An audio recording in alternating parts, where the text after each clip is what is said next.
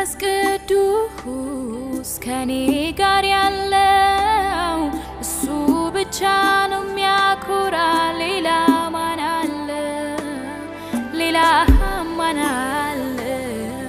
መንፈስ ቅዱስ በውስጤ